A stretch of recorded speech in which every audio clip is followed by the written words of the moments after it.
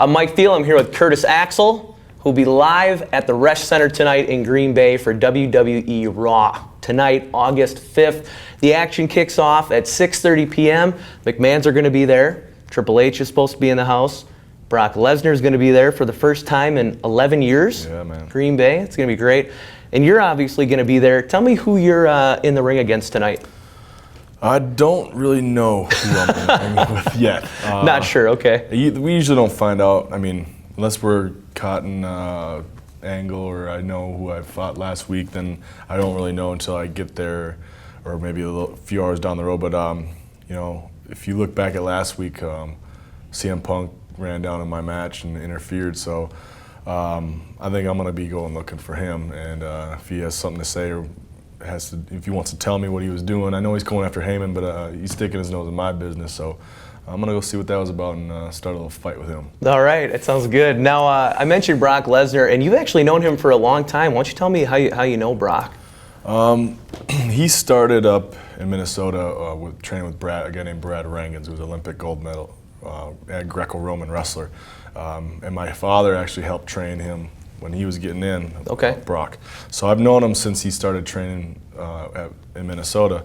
And then through the years, I would run into him with my dad and all that kind of stuff. And then recently, when Brock made his comeback, they had me, since I only lived 2 hours south of him, they had me drive up and train him just to make sure he's get the ring rust out, which was no problem because, he was doing UFC and he was in great shape anyway. But we'd roll around the ring and go through some matches together and do some workouts and all that kind of stuff. But yeah, I've known him for a few years, so it's good. That's great. And you mentioned the UFC thing. He had a very successful run in the UFC. Now, do you think that gives the WWE guys a little more credibility as far as toughness goes?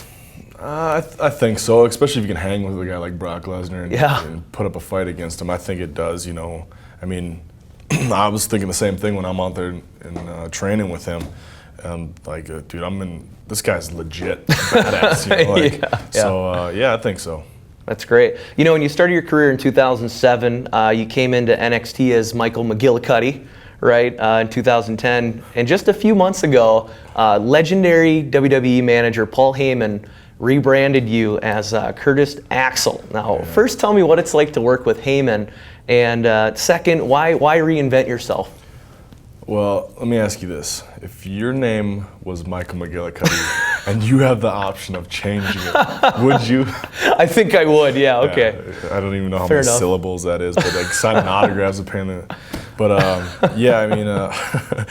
no, they gave me that name. I think I'd say it's a blessing in disguise because it made me I had to fend for myself and try to climb the ladder without having to use my heritage as a crutch or whatever. Sure. So, it sucked at the time, and it's been those 3 years are gone now, and now I'm a Paul Heyman guy with a new name, a badass name, and I'm with Paul Heyman, who has a long history in this business. He's been around forever. He's like an encyclopedia. Look at the guys that he's managed, Stone Cold Steve Austin, Big Show, Brock Lesnar, CM Punk. So the only good can come from it, man, and I'm happy that I'm in this situation. That's great. And things have been going well. You got the WWE Intercontinental Championship belt along with you.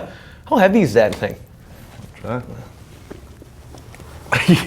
Oh, wow, this is actually heavier than I thought. A lot heavier than the plastic ones they sell at Walmart. That's for sure. But things have been going well, and that belt right there is a belt that your father held for a long time in the 90s. Your father, Mr. Perfect, great heritage.